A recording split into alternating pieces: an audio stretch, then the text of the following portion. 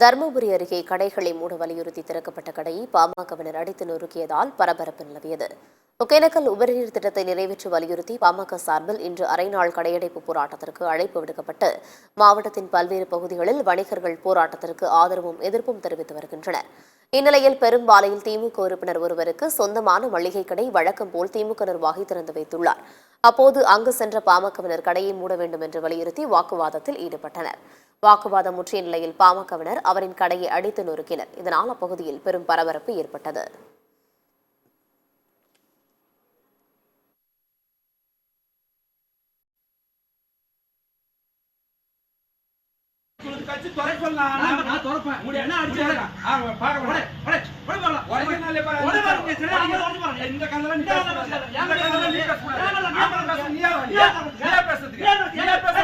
நீ யார் பேசுறீங்க?